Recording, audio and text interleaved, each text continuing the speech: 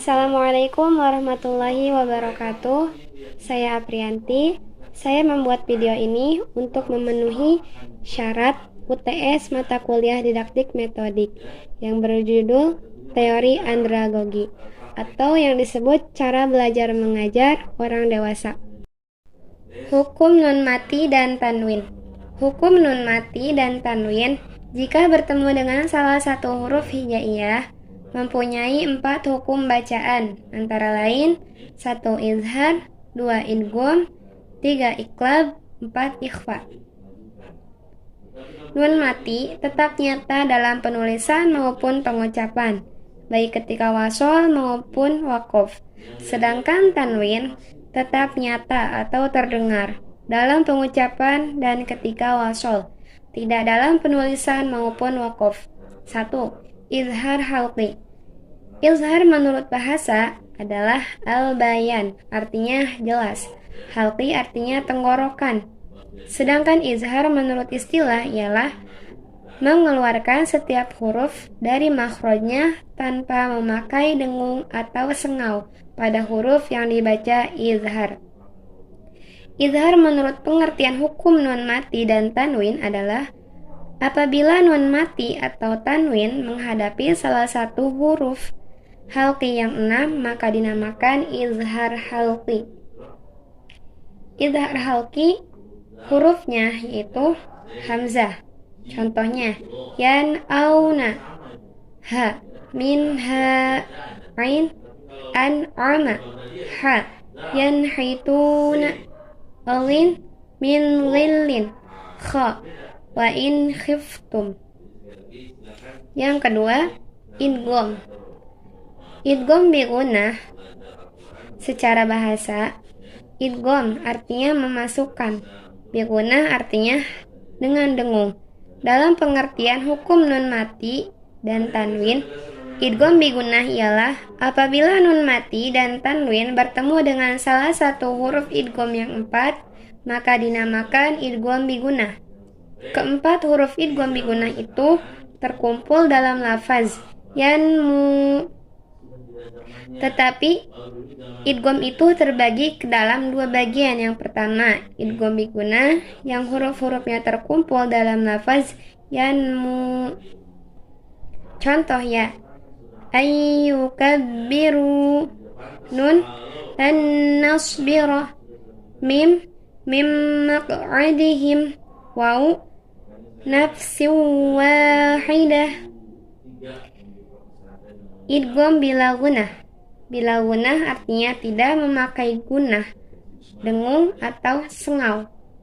Idgham bila gunnah dalam pengertian hukum nun mati dan tanwin adalah apabila ada nun mati dan tanwin bertemu dengan salah satu huruf lam dan ro dinamakan idgham bila gunnah. Dan yang kedua adalah idgham tanpa gunnah, yaitu apabila nun mati atau tanwin menghadapi lam atau ro lalu takrirkanlah.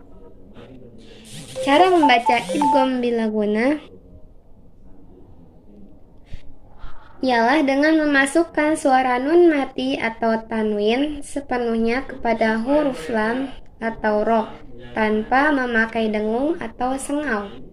Pada waktu mengidghamkan, suara harus ditasydidkan kepada huruf lam dan ro seraya menahan sejenak. Contoh, lam min ladunka, ro min rabbikum. Yang ketiga, iqlab. Iqlab menurut bahasa ialah memindahkan sesuatu dari bentuk asalnya atau kepada bentuk lain. Sedangkan menurut istilah, iqlab ialah menjadikan suatu huruf kepada makhraj huruf lain dengan tetap menjaga gunnah atau sengau pada huruf yang ditukar. Iqlab dalam pengertian hukum nun mati dan tanwin ialah apabila nun mati atau tanwin bertemu dengan huruf ba, maka keduanya ditukar dengan huruf mim, tetapi hanya dalam bentuk suara, tidak dalam bentuk tulisan.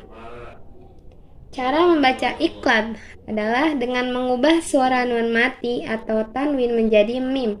Kedua bibir dirapatkan untuk mengeluarkan bunyi dengan dibarengi dengung.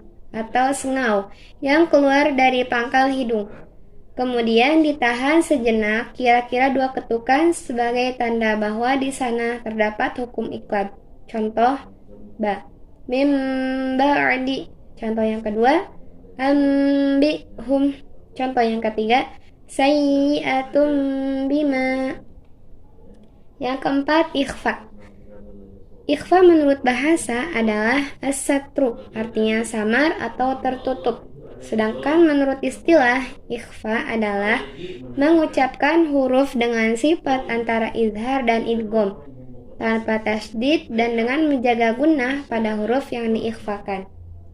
Ikhfa dalam pengertian hukum nun mati dan tanwin adalah apabila nun mati atau tanwin menghadapi salah satu huruf ikhfa yang berjumlah 15, maka dinamakan ikhfa hakiki.